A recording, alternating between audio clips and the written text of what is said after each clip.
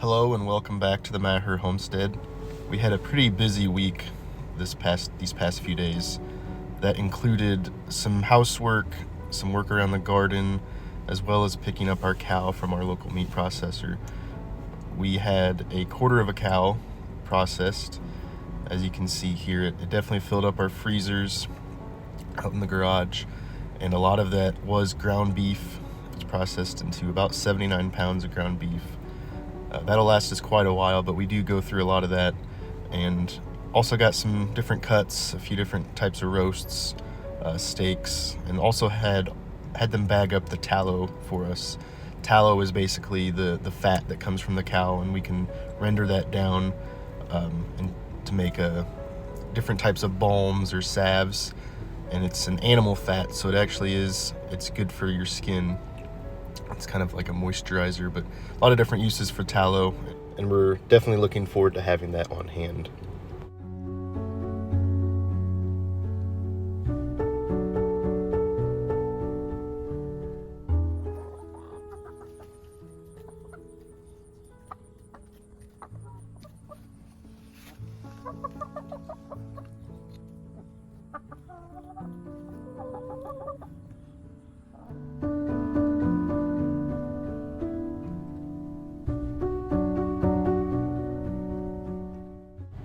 We also got in a trip to our local apple orchard, and they also have all the fall stuff out, so we're excited to look at all the pumpkins and gourds and corn they've got on display there. But most of all, enjoyed the apple picking.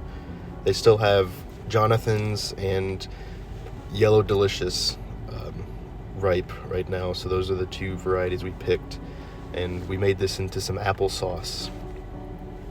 Canned about 4 or 5 pints worth and stored that in our root cellar. And so it's always good to know that we have stuff like that on hand. Applesauce isn't necessarily a necessity, but it is a nice little treat every once in a while. And it's a healthy treat because there's very little added sugar. We added just a smidge of sugar and a little bit of cinnamon to flavor it. But it's good to know that we know exactly where those came from and how it was made and processed. And that is kind of our goal, of knowing exactly where our food comes from. And that's kind of why we started this journey, knowing what's in our food and how it was preserved and all that. Another bonus for the applesauce making was I was able to buy this new tool, which is probably my favorite kitchen utensil this far. It is an apple peeler and / corer. So here I just had the peeler function going, and basically it's got a paring blade on the end there, and you just spin the handle there, and it gradually peels the apple and works its way around. There's also a coring function that takes out the core of the apple, and it'll also dice at the same time, or cut it into a spiral. That'll be very useful when we go to make apple pies or apple crisp or anything like that.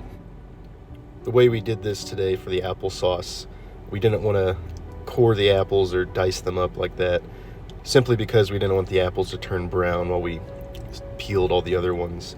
And so what we did was just peel them and then cut them up into chunks, which is what I'm doing here.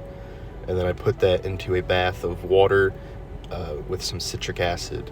And so that will keep the apples fresh while we're preparing the rest of the apples and cutting them up.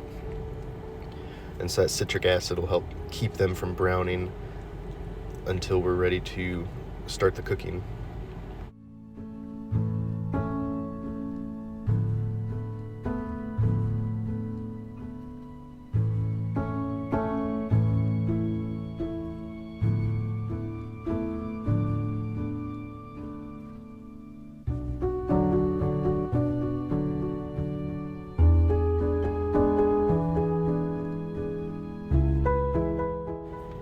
So here we're just doing a final rinse of that citric acid solution. And so we're rinsing those off and separating.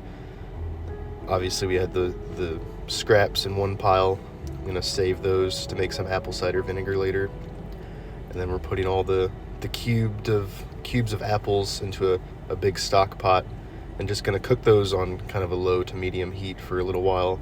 Basically let them cook down, get them nice and soft so that we can go blend them up essentially into a paste, into an applesauce.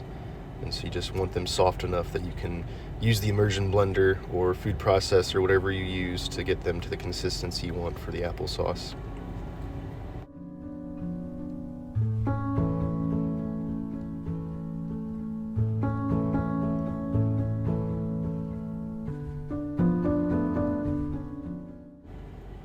Once the applesauce is at our consistency we want, we added just a little bit of sugar and cinnamon just for taste. And then we're putting these into our jars to get ready for canning.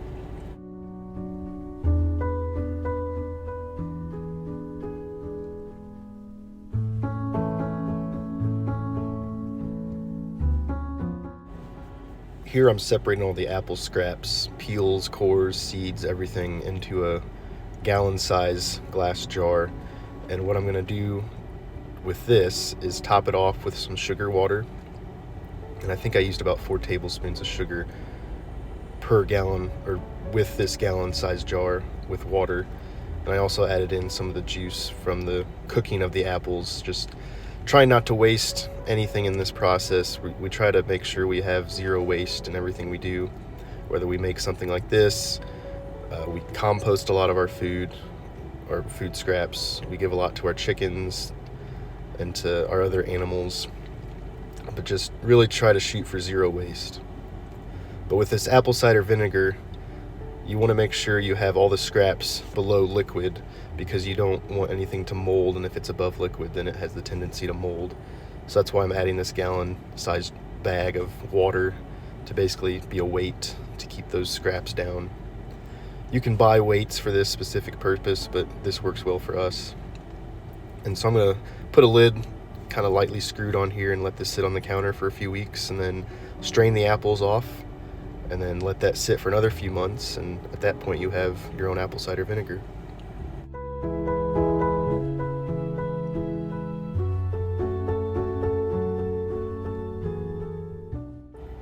We definitely take pride in having homemade things, especially homemade preserved canning items. This is something somewhat new to us, and we of course are learning as we go, but definitely appreciate all the helpful hints and comments from our friends and family. So I hope you enjoyed this vlog from our past week, our adventures this week, and hope to see you soon.